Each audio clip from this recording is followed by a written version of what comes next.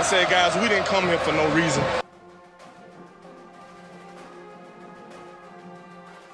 Hey, my brother, put a smile on your face.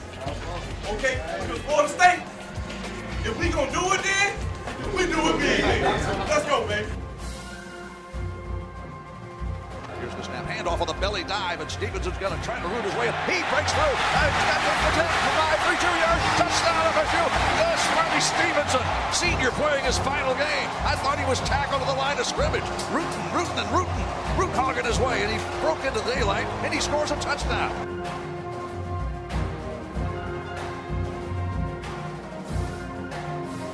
If we don't get penalties, and we don't get fumbles, and we don't get interceptions, we can win the dead-gum ball game.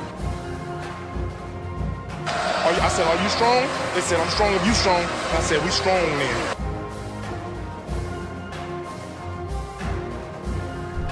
What are you doing?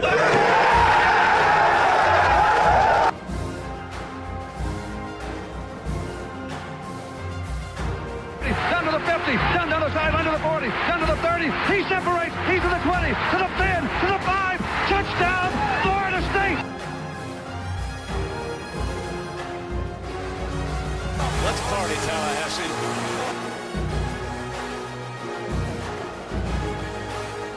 He's got PK Sam open. He makes the catch. Touchdown, Marshall. Touchdown, PK Sam. 55 seconds left. Sam takes a touchdown catch from Richards. 52 yards. 52 yards. Florida State leads. 37-34. I see you, PK Sam. Good shot. Knowles win. Knowles win. Michael Stairs triple with no time left. Florida State beats Duke 76-73. The little team that could just did.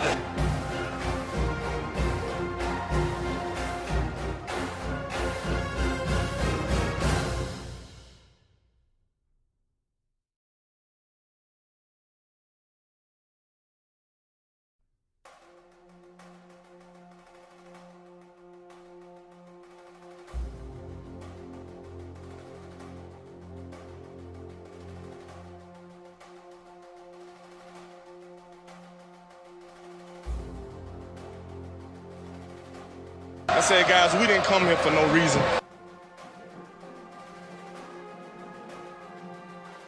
Hey, my brother, put a smile on your face. Okay? Because Florida State, if we gonna do it then, we do it big. Let's go, baby. Here's the snap, handoff on the belly dive, and Stevenson's going to try to root his way in. He breaks through, and he's got the 10, 5, 3, 2 yards, touchdown FSU. The Smarty Stevenson, senior playing his final game. I thought he was tackled to the line of scrimmage. Rootin'. Root hogging his way, and he broke into daylight, and he scores a touchdown.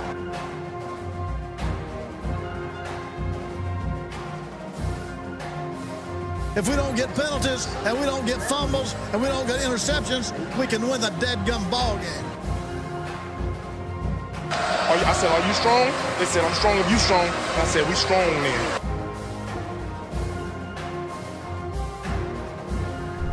What are you doing?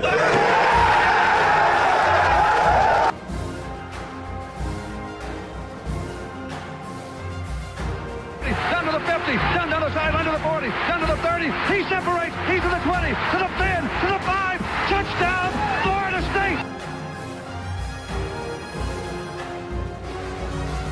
Let's party, Tallahassee.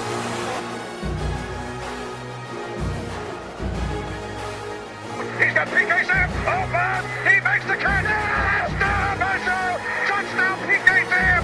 55 seconds left. Sam takes a touchdown catch from Richards. 52 yards. 52 yards. Florida State leads. 37-34. I see you, PK Sam.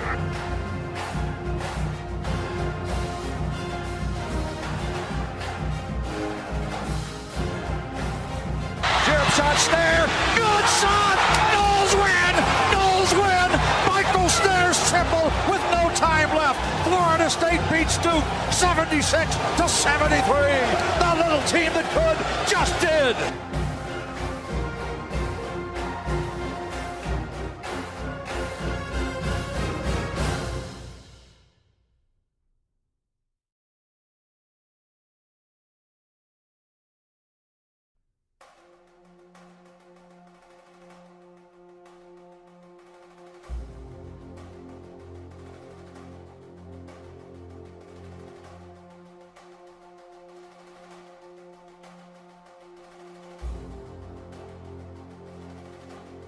said, guys, we didn't come here for no reason.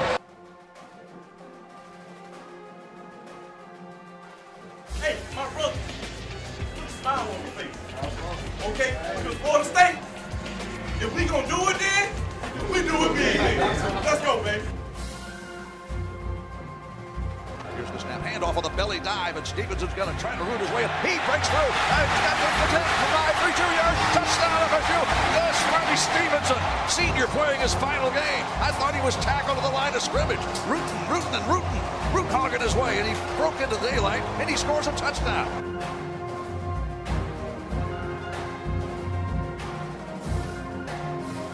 If we don't get penalties and we don't get fumbles and we don't get interceptions, we can win the dead-gum ball game.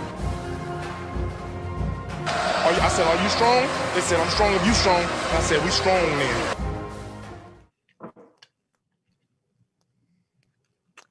Welcome to Double Fries No Slaw. This is November 29th. I am TJ Pittenger alongside your hosts, Richie Barnes and Freddie Stevenson. Fellas, another week, another postponement / cancellation. I don't know if we're going to make these games up or not, but another week, no FSU football. How you guys feeling tonight? At this point, hopefully we get FSU football again, but I'm not sure we will. So hopefully we get it again. At this point, it's not looking likely. Hey, TJ, you said another week, another postponement. I see another week that Florida State did not lose a football game, so I will take it. Yeah, I don't know. We all were on our way up to Tallahassee. Some of us already up there and got the news on Saturday morning that Florida State wouldn't be playing the game. Had pretty good tickets that we were all going to hang out and be up in the Champions Club. Shout out to Harlan. Shout out to I'll flex a little bit. Shout out to Mike Martin Jr. for hooking us up with really good tickets. Freddie, when you're not on here, it's got a bad echo on the back end. If you could mute. But shout out to those guys. We had the setup. We had it all set. I was about an hour out of town. Richie was like 3 hours out of town. Freddie was already up there. Harlan was already up there. And then they pulled the rug out from underneath us. And we didn't get any FSU football this weekend. But we didn't lose. I guess that's kind of a good thing. But obviously didn't have a chance for me and Richie and Ed to be right about our predictions of us winning against Virginia. Double Fries No Slaw brought to you by Guthrie's of Tallahassee. Visit both their locations, 1818 West Tennessee Street and 2550 North Monroe. Tell them Double Fries No Slaw sent you, and make sure to get your gut box and tag us in it on social media. Big Three Roll Up also powers Double Fries No Slaw. They are doing a charity drive this weekend. If you're going to be in the Orlando area, go by the Cush House on December 5th. You can look on all of our social medias for the location information for that. We've all posted stuff on it. But if you have any clothes that you would be willing to donate to, really just any kind of sizes that you have from 5-year-old all the way up to 18, we would certainly appreciate it. Those kids are very much in need, and we send those clothes to a good cause. If you're not able to make it through Orlando, you can go to big3rollup.com. On the front page, there's a place you can donate. We donated about $5,000 to them last year, and we are taking donations again this year for them. Richie, I'll start with you. No game this weekend. Flat through the night on Friday night that we would be in the clear or we'd be safe. That wasn't the case. Florida State cancels again on a game day. This time, not 3 hours before, but fortunately, like 10 hours before kickoff. Wasn't such a shock. There weren't guys out warming up on the field or anything. So a little bit earlier than last week, but another week, another no game. Yeah, man. So I was riding up from Orlando. I think we were in Gainesville or so. We were actually watching game day on my friend Rachel's iPad. So her boyfriend Mark was driving us up, and that's when the news broke on game day. And the girl who I was with, her brother lives in Tallahassee and just bought a farm up there. So they wanted to go check that out. So I said, no, let's go ahead. I already have my flight from Tallahassee coming back on Sunday. Luckily, I was able to switch that to last night. So I rode 4 hours in a car from Orlando to Tallahassee, went to College Town for a few hours, then flew back to Orlando. So it was a long, long day. Freddie, what was your day like, man? Yeah, mine was all over the place. Once the game got canceled, we were at, I think, Maple Street eating breakfast. And y'all sent me the text. I didn't see it on Twitter. So when y'all sent me the message, it was crazy, and we were running around all day doing stuff with the baby. So I went from having an opportunity to watch a game to now I'm on full dad duty. But I got an opportunity to hang out with a few FSU legends, so it was cool. Did you end up doing the Guthrie's challenge or no? No, I ain't do it. Come on, man. Why not? I ain't end up doing it. I was more disappointed that I didn't get to see Freddie take on 25 tenders from Guthrie than I was about not seeing the game. Yeah, I needed a power up before I did it, and had nobody in the area for my power up, man. So so we kind of alluded to this beforehand. Richie, are you thinking that we see FSU football again this year? Or are you thinking that we're kind of done with games? I mean, I think the release from David Coburn, the athletic director, yesterday said we only had 44 available scholarship players. I have to think with contact tracing, I don't know how that works in college football. I know how it works in the real world, but it just seems unlikely. And it might be a good thing. We've never lost to Duke, so I would hate to just have one more dagger in this 2020 season, but I would lean more towards we do not see another Florida State football game. And I'm torn because I love watching Florida State football even when they're bad, but I don't need to see us lose to Duke, and I don't need to see us play Clemson. What do you guys think?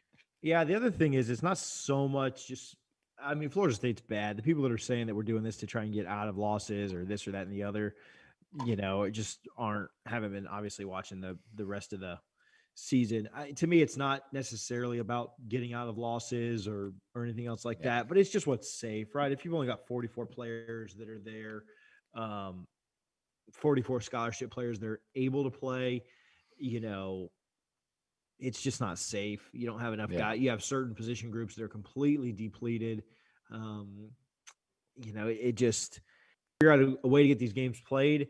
That would be one thing. But if that was the case, you wouldn't have had 20 guys transfer out already, or however many have left the program or been dismissed or whatever since the season started. And so because you're not, I don't know that it makes a huge difference to continue to go on and try and push really hard to play games. I think that if they could get the revenue from a home game or two, I think that Florida State would try to do that. But at this point, with the ACC schedules and, if we miss this Duke game this weekend as well, and we needs to be rescheduled, who does Virginia really care? Do they want to make another trip down here? Does Duke really care about playing another game late? Clemson may need the game for the playoff, but I don't know how you do any of it anyway. So, Freddie, what are your thoughts?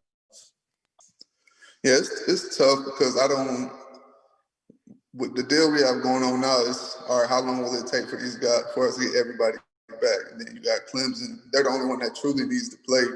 Virginia, I don't really see a reason why they would try to reschedule this game. And then in 2 weeks, if we are able to set up that Clemson game, is everybody back by then?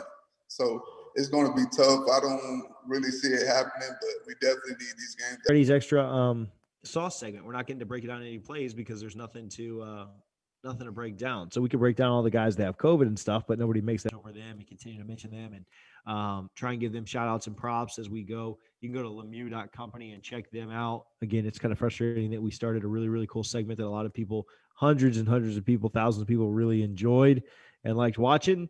And we put that out every week on social media, and now the team's not playing, and so we have nothing to break down. Maybe we can break down another big game every week. I don't know if FSU fans will care about that as much or not, but maybe we could look at another game every week. I'll talk to Freddie about that. We talked about this as well. Probably don't expect Florida State to play again this year. It's kind of frustrating if that doesn't happen. I mean, hopefully this Duke game does happen and Florida State gets a win. I think Duke's a beatable team. They're not a sure win like they've always been, but I think they're beatable. But hoop starts this week, Richie. Hopefully we can keep guys COVID-free over there. What are your expectations for the basketball team? Yeah, man, and it's wild.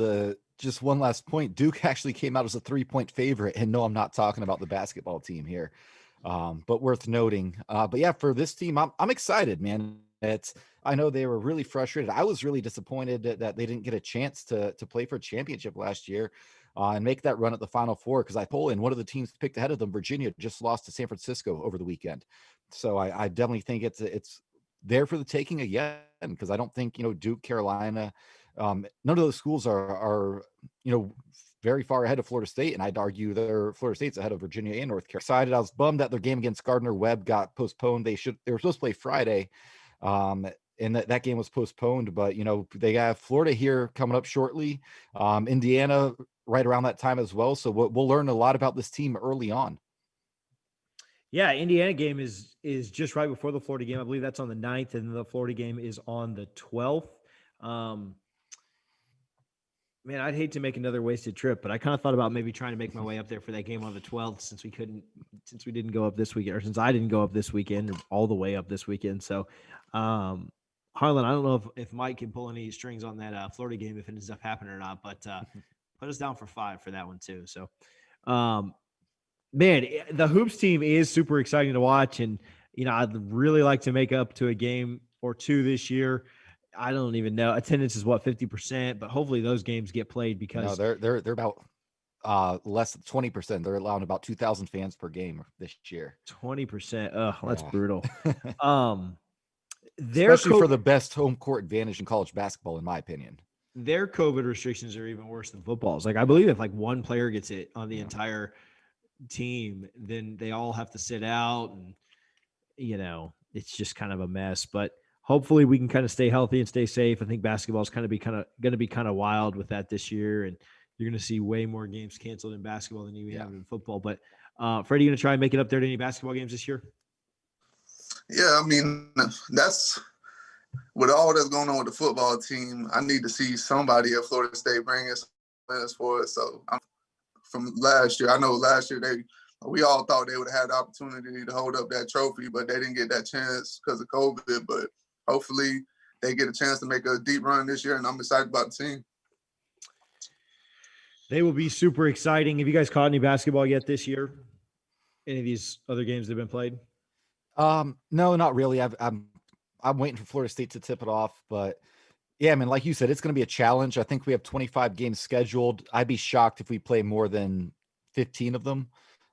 Because one game being canceled means that you're canceling multiple games, right? Because it's not like football where you play once every 7 days. Sometimes you play, twice or 3 times in 8 days. And if one of those games has to get canceled because of a Florida State test, you would assume that whole week is done. I'm hoping for the best. I think the NCAA, all they really want is the tournament, right? That's all they care about. That's where they make their money. And that's what I'm excited. Yeah, I was watching a few of the games last week. Had an opportunity to bet on a few of them. The UNC, of course, I'm going to tune in a bit. Fresh off of their great football season, the Liberty Flames are 2-0 against SEC opponents. They beat Mississippi State 84-73, and then they beat South Carolina, beat the heck out of South Carolina 78-62 yesterday.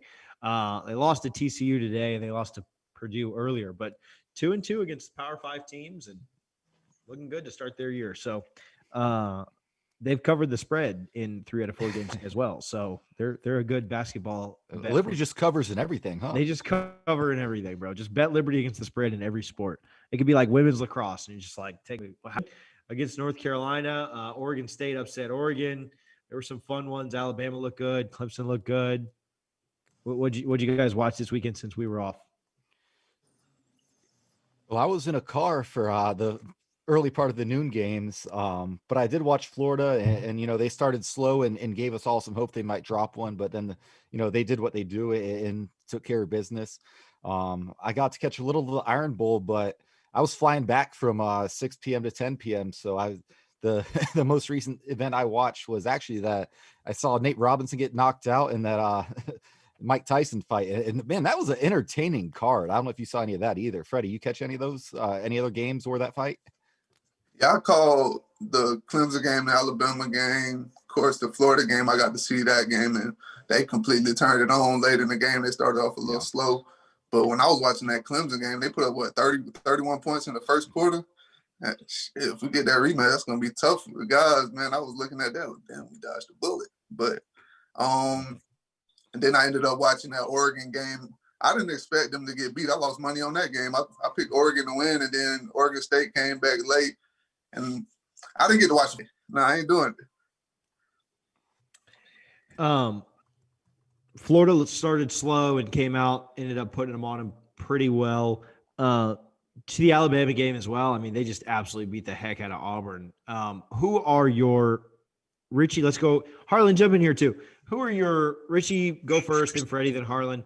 But I don't really care who you think would be in it today. I want to know who you think makes it in 4 weeks. Who are your 4 playoff teams? Keeping in mind that Ohio State now can't play in the Big Ten championship, but they can go 5-0. Will that be enough for them to get in?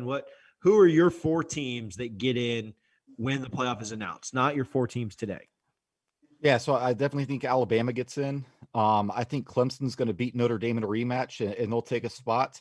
Ohio State, even if they play 7 games, it's going to be controversial, but they're not going to lose. And they're too big of a brand to keep out. And then it's down to 2 teams. They're not going to play 7 games. They're going to play at most 5 games. So do you think they can get in with 5 games? I think they get in because the brand is there. The cultural playoffs all about making money. Bringing Ohio State in gets them there, and then I think it comes down to either Notre Dame or Texas A&M, with probably the nod to Notre Dame. I think Florida loses to Alabama, which knocks them out. Obviously, if they win, they are in. So for now, yeah, let me say Alabama's my 1 seed. I'm going to say Ohio State gets in. I don't know what the criteria is, but they're not going to lose a game. And granted, they're not going to play many, but they're not losing. Clemson, again, I think they beat Notre Dame, and then it's either Notre Dame or A&M, and Notre Dame has a win over one of those teams on the resume already. I think that's enough to put them in. So yeah, Bama, Ohio State, Clemson, Notre Dame. Freddie?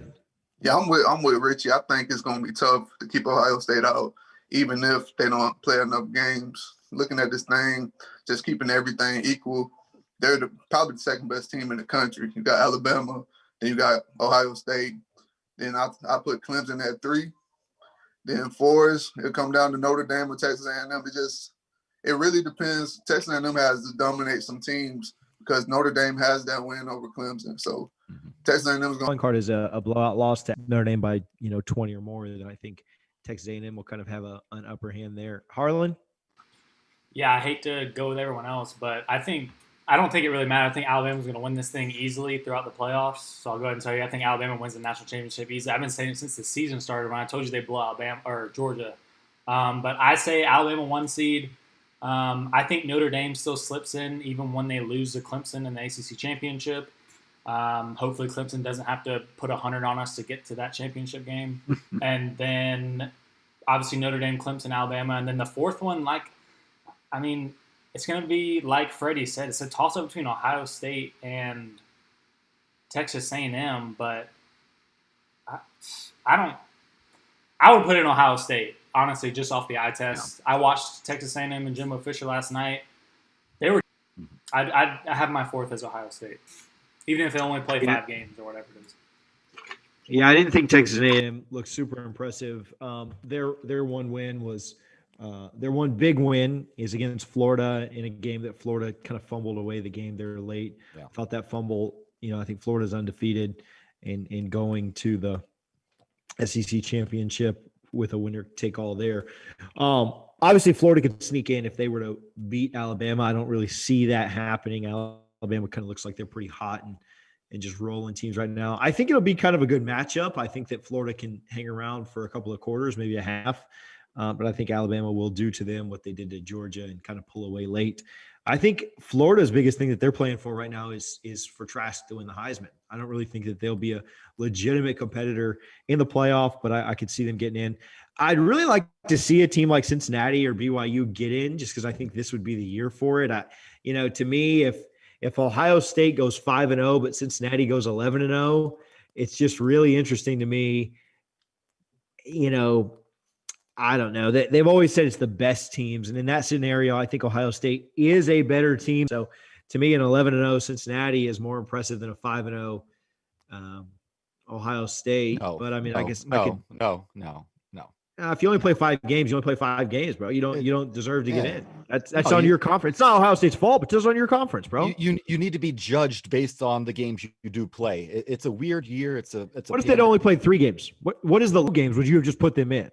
If the Big Ten just didn't play, would you be okay with with Ohio State. You know what I'm saying? So like, what is the Obviously not. I mean, yeah, but if they so play, five is enough for you. 5 games, yeah, it's enough for me. If it, So the 4 that they have right now, is that enough for you still? I think so. Yeah, absolutely. So would 2 have been enough? I'm just kind of wondering where That's a hard hard sell. It's a hard sell, but So no like one's playing 3 to 12 4, games. No 3 one's to playing 4, 12 games this year. That's more. 5 That's is enough for me. definitively in. I, as a college football fan, I want to see the 4 best teams play. And sorry, Cincinnati, you are not one of the 4 best teams in college football. I saw Ohio State struggle mightily with basketball U up there in Indiana. So I don't know that I've written off Ohio State as just definitively one of the best 4 teams, but I also don't know that 5 wins is enough for me. And that's not really their fault. I mean, that's more of their conference for starting late, not having bye weeks and having stupid protocols and everything else. But I would be very okay with the Big Ten getting screwed here. So, I mean, that's kind of what I'd like to see. Oh, it'd be great content material, right? If they're 5-0, and most people agree they are one of the 4 best teams that don't get in, but they take another team from Ohio and put them in there. Man, Ohio State fans would lose their mind if that happened. But yeah, I mean, I think 5 games this year is enough. Any other year, no. I mean, money in Ohio State, love them or hate them, people want to watch them play in big games. Just like Florida State, if it was the same scenario, if this was 2014, Freddie, and you guys, we had a pandemic, you only got to play 5 games, you would still be in because you had a national title the year before, and people want to see Florida State. They loved Jameis or they loved to hate Jameis. Do you think 5 games is enough? Yeah, I think it's tough because you would love to see them play more games, but I think Cleveland need to see from them. There's not a team on their schedule that Clemson were going to be 2 of the top teams. Alabama kind of shocked us. So I think, at this point, we know Ohio State's a monster, and if they only play 5 games, I still think they get in. I think it sets a bad precedent for them to put in a team that only plays and wins 5 games. I'm not saying they won't, but I think it does set a bad precedent for them to do that. Just real quick, TJ. I know I said it. Who do y'all have as your national champion at this moment? Who do you think is going to win the whole thing? Alabama. Yeah, I agree. I think Alabama, they look the strongest from top to bottom, special teams, offense, defense, coaching. Shooter. Saban's done it for the longest. He's experienced in this level, so I think they'll win it. If they get in, I'm rolling with Ohio State. I think Justin Fields is, he's not Trevor Lawrence, but I think as far as a college quarterback goes, man, Justin Fields, he's exactly how you would create a player in NCAA, right? 6'5", athletic, a rocket arm. He's like baby Mac Jones, basically. Yeah, man, I'm just, and maybe I'm just way too high on Ohio State. Well, I think so. If they get in, I'm taking them to win the Natty. And TJ, you and I will get a side bet if it's Alabama Ohio State national title game. Well, what I'm hoping is, what I'd like to see is Ohio State. Well, I don't know. How do you even rank them, right? Like, Well, Bama will be 1, then Clemson, Ohio State will be 2 and 3, and then because the 4th team, like we already said, is going to be kind of a not back in, but and this is all but expecting Clemson beats Notre Dame and Alabama beats Florida. Because if Notre Dame wins and then say Florida beats Alabama, then you have a real mess at the top. And that'll be exciting to see how that plays out. Well, if that happens, I almost think that if Notre Dame wins and Clemson's out, but if Florida beats Alabama, Alabama's in as the 4th seed, right? Like Florida and Bama are both in at that point. Correct. And then, then your 3 seed or whomever is Ohio State. It's, to me, again, it's not only weird to put Ohio State in as a 5-win team or a 5-game played team, but also to rank them 3rd over, are they really the 3rd seed over a 10-1 Bama? I don't know. But anyway, so we'll see. I think it's all going to be kind of weird and kind of who knows what ends up happening. But you could also have really, really weird stuff happen between now and then, right? Like, I don't really expect it, but, like you said, man, it takes one upset to really throw everything off. And you mentioned it earlier, TJ, if Florida doesn't fumble against Texas A&M, they're all but a lock at this point, even if they lose to Bama in Atlanta. So that's all it takes to shake up this season. And man, I really hope that it's that one fumble that keeps Florida out of the playoff, because that's poetic justice as far as I'm concerned. Well, I think it'll also be the 25, 28-point loss that Bama's going to put on them. That's the other thing, too. Like, I know you say that, but, like, if Florida was undefeated and then lost to Bama by, like, 24, I don't think they'd stay in. Like, I think that, like, Notre Dame – like, would Florida be in as the 4 seed or Notre Dame, who beat Clemson earlier, like, and then loses to them by 3 in the ACC champion? Like, who gets in? Like, I'm putting Notre Dame in. But I'm glad no matter what happens, Florida will not get their first undefeated season. I'm hoping that Mac Jones goes off these last few games. He doesn't, that Trask doesn't get the Heisman either. Steal that Heisman, yeah. What are your thoughts there? You guys have all kind of watched this. Do you think that Tennessee in a loss or something like that, like if everything kind of stays on the path that it's going, he gets 2 or 3, 4 touchdowns a game, nothing crazy, same. Does Trask have it locked up, or does the winner of that game win the Heisman? Like he has it locked up. When you go back to last year, look at the Heisman winner from last year, Joe Burrow, Trask. It was a shootout last year. Trask, I felt like Florida should have beat LSU down the stretch. They had a few mistakes that cost them the game. Trask was the only guy that really challenged LSU that year. When LSU played Bama, LSU was in control from the beginning of the game, and Bama came back late. So, and this year he just came out firing on all cylinders in rhythm with all his guys. I think it's his to lose. Heading into December, they typically win it, right? You know, Lamar Jackson won a Heisman Trophy based on a September performance alone, his 4 games there. I think Trask has done enough, and even if they lose to Alabama by, 28 points and he throws 2 interceptions, I think he still gets it. I think he's pretty much locked it up at this point. I just don't see any way you can give it to anyone else except maybe my guy Justin Fields, but only 5 games, so you can't give it to him, right? 5 games enough for the playoffs, not enough for the Heisman, according to Richie Barnes. See, I disagree here. Shocker that I'm not agreeing with you guys again on something, but I think they're all Heisman voters, right? Like they're all guys that lose, and I think it will take something like a 20-point win by Alabama where Mac Jones puts up 4 or 5 touchdowns. And in that scenario, I think that if he outplays Trask pretty heavily, that could be the scenario he wins it. If they come out and Trask throws for 6 touchdowns and Mac Jones throws for 2, but Alabama wins 45-42, then I think Trask holds on to it, right? Like if he severely outplays Jones, but then loses the game and it's a close one, I could see them kind of giving him that consolation. Their numbers are very, very similar outside of touchdowns. Mac Jones has a little bit better completion percentage. He has a little bit better QB rating. His yardage is just a tad lower, but then Trask has several more touchdowns. And that really is the fact that Florida's offense is pretty unbalanced. They only have 4 touchdowns by running backs this year on the ground, another one by Kadarius Toney and another one by Emory Jones.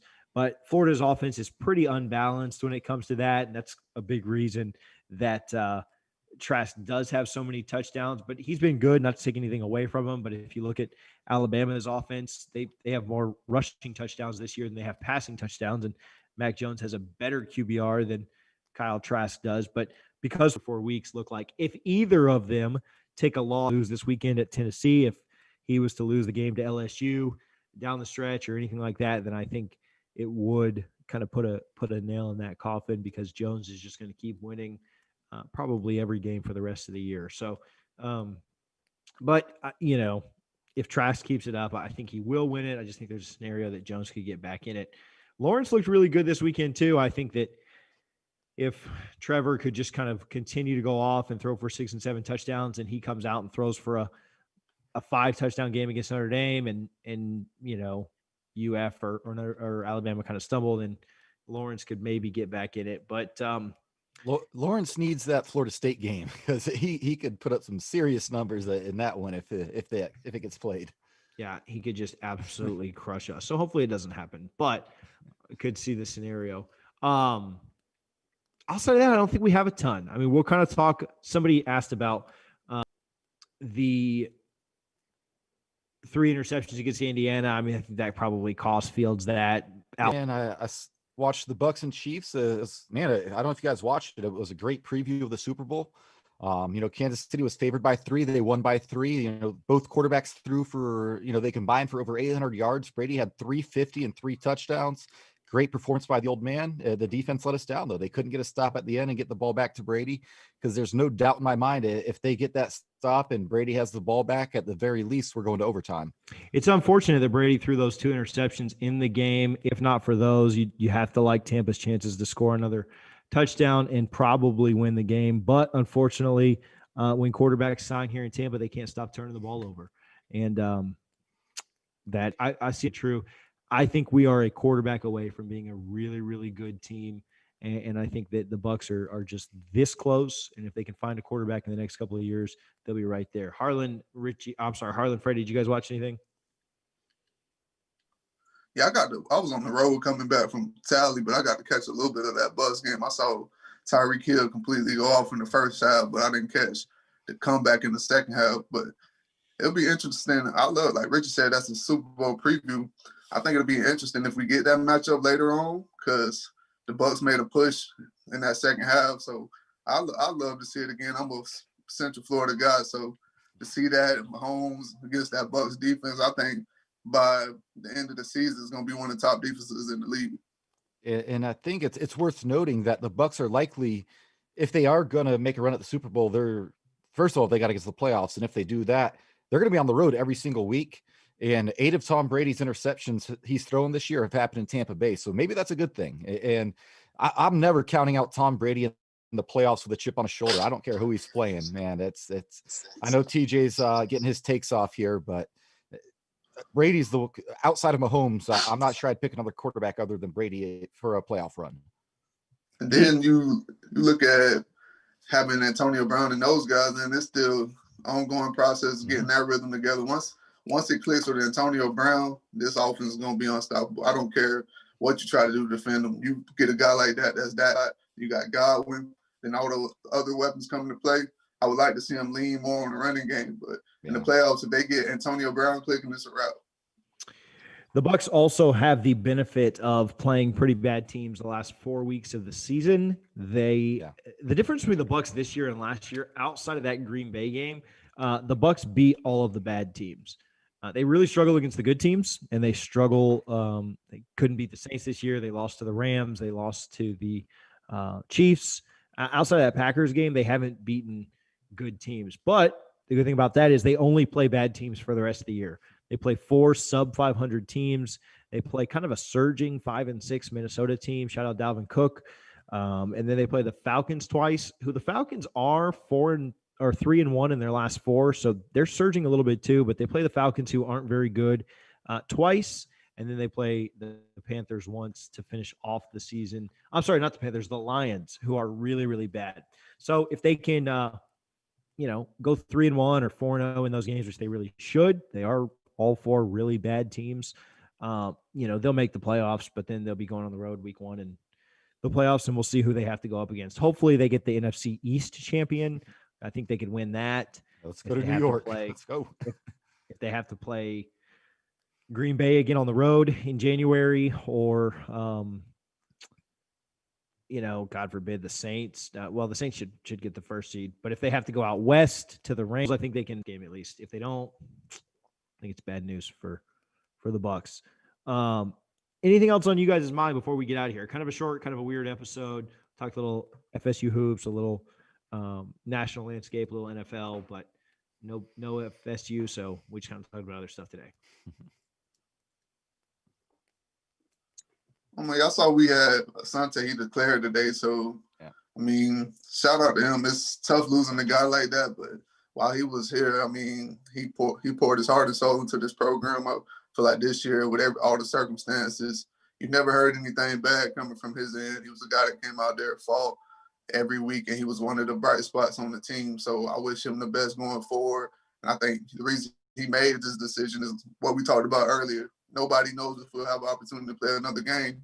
So he may as well go ahead and start training for it. He's a guy that may go first and second round. So I wish him the best and hope everything works out for him and he represented this program the right way. Yeah, man. And he's someone that all current players should look at, because here's a guy, everything's going wrong. He was what his practice habits are like, and it shows up on Saturdays. He's always in the right spot. He may get beat once or twice, but he's going to leave Florida State never allowing a 100-yard receiver in his entire career. So that is phenomenal. And he's a great player, obviously comes from a great pedigree. It sucks, we won't have him if we do play another game, but like we all said, we're leaning probably towards not playing one, but he did everything the right way. He's not on social media, taking, subtweets and everything at other people. He just did everything the right way. And I'm very proud of that kid and wish him nothing but the best. And he's going to be a millionaire in a few short months. Shout out my guy, Hunter Smith, who's always here hanging out with us. In the chat, he just kind of brought up the fact that it is Liberty versus Coastal Carolina this weekend. That's going to be a fun one for sure. I've mentioned this a million times on here, but when I was in school, Coastal was our massive, massive rival at Liberty, and that was always the last game of the year. We played it the week after Thanksgiving, same week we always play Florida State. And so that will be a ton of fun. 2 9-win teams, Liberty being 9-1 with a loss to Hunter's NC State Wolfpack, and Coastal Carolina 9-0. Both teams cover the spread every single week, so somebody has to lose their cover the spread. Coastal opened up as a 7-point favorite, so I think that game will be a lot of fun. And Freddie, don't let me down. We're still betting Liberty this week, right? Even as a 7-point underdog. Yeah, Liberty to win. I'm not going on all cylinders. Got back in the rhythm. I like them over Coastal. Yeah, me too. I know that's just my heart saying it, not my head, but I like them to beat Coastal as well. Man, I was in a bar in Savannah, drinking way too much, and when they lost that, bro, I just wanted to go sit in the corner and cry because I was like, oh my gosh, the field goal was right there. And so kind of frustrating. Any shout outs before we get out of here and go tonight, guys? I know it was a quick one. Shout out to the you guys, and if we get another, even if it's I'm not even gonna say that. I just hope we get another game. Yeah, man. Let me give a shout out to Clint Chandler. So I told you about my buddy Rachel, who I went to not to the game, but to Tallahassee with yesterday. Her brother, Clint, lives there. And, we hung out for a few hours, having some beers and whatnot. And he just kept talking about the podcast that he listens every week. He said he loved the Kirk Herbstreit interview. He loves the insight. And he said he's been putting as many people onto the podcast as he can. So I appreciate that, Clint, and shout out to you, man. Starting up. Yeah. I can't wait for that baseball team. Little birdie in my ear, won't say who, says he's pretty excited about the team he's got. So I'm looking forward to that baseball season. Even in seasons where people don't think they can do anything, they go to 1 seed Georgia and upset them and go to the World Series. I'm excited for Harlan's baseball minute that's going to have to happen every week. I know Richie's going to do a basketball minute. We got a lot of things kind of exciting coming around the corner. Football may be done, may not. Maybe we'll get on here Thursday night and preview Duke. And if not, we'll just play that highlight of Gene Deckerhoff calling the Michael Snare shot on loop for like 60 minutes instead. But hopefully we will. Knowles win. The little team that could just did. Shout out Deckerhoff. We'll get him on here soon. I'll text him this week and see if we can get him on. Maybe he'd be a good one to chat with since there's no more football probably. But whether there's football or not, we'll be back here. Well, if there's no game, we're not coming on Thursday night. I can't imagine, especially if the Knowles are playing. But if there's a game, we'll be here Thursday night and chat with you guys previewing Duke. If there's not a game, we'll be back next Sunday. Unless there's a reason to pop up. Sometimes there's a reason to pop up here in the Slaw t-shirt. I'll put hoodies on the shirt on the site this week. I know a lot of people have tagged me in that, asking me for that. Richie's got his on now. And so I will put those on the site this week so that you guys can get them. Just been kind of crazy with Thanksgiving and everything else going on. But I've seen you guys tagging us in them. Speaking of Christmas being right around the corner, let's go around the horn real quick. I'm going to ask a different dumb Christmas question every week. But favorite Christmas movie? Die Hard. I'm sorry, I said Christmas movie. Die Hard. Okay, mine's Toy Story. My And favorite Christmas movie is Toy Story. Does it take place on Christmas? The last scene does. Then it's a Christmas movie. Sounds good. So no, if you're going to be that guy who doesn't count Die Hard as a Christmas movie, which it absolutely is, I have the DVD and it has a ho ho ho ugly Christmas sweater on it. Man, I'll throw Elf out there. Get some Will Ferrell. I mean, that's something you got to watch every year.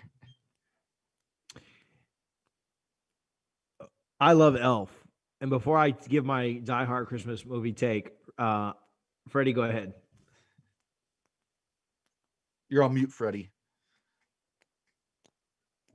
Freddie, you're on mute. You're on mute. But yeah, I was just talking to my girl earlier, and we were talking about the good Christmas movies. Of course, The Christmas Story, Home Alone. Yeah. Then you got Friday After Next. That's a Christmas movie, like crazy. So she was talking about doing 25 days of Christmas watching movies. I was like, man, that ain't 25 good Christmas movies. Like, it's about 10 of them. Mine's always Chevy Chase Christmas Vacation every year. Oh, it's so good. Every year. Outstanding.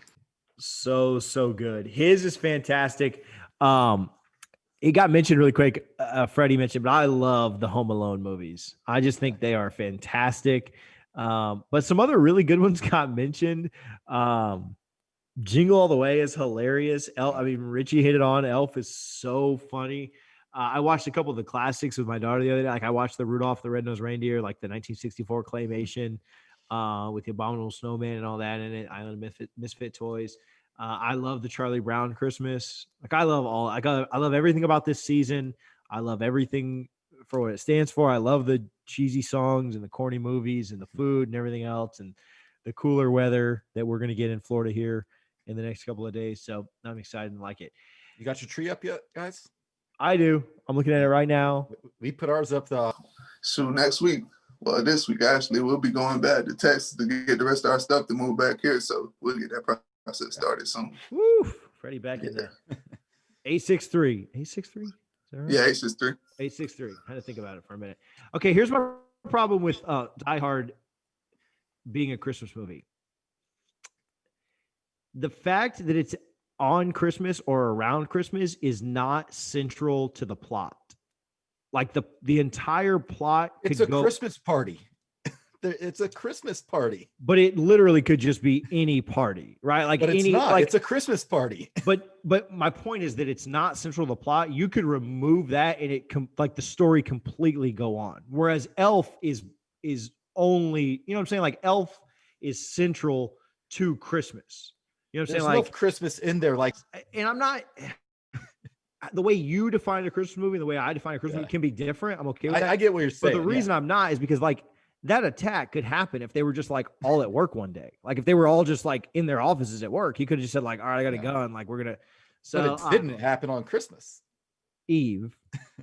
Like literally more of Toy Story takes place on Christmas Day than Die Hard does. If you think about it like that. All right, we'll put a poll out to the listeners here because this is I will defend Die Hard as a Christmas movie. Harlan, do you think it's a Christmas movie? No, my Christmas movie has to be about Christmas. It can't just has to be about Christmas. It just can't Freddie? slightly mention. Yeah, Christmas. so now You're like Tom Brady against good teams this year, 1-3. All right, somebody else pick the song before me and Richie fight on here. Freddie, what do you got this week for us? So we gotta pick a Christmas song. Christmas spirit now, like yeah. Pick a Christmas song, something like Only the Good Die Young or something, Yeah, that's cool with me. I'm definitely in the Christmas spirit now. You can pick it. I was just kidding. But, shoes. Now we gotta wait a little bit for Jingle Bells. What's another good Christmas song? Oh, I know Gucci Mane got some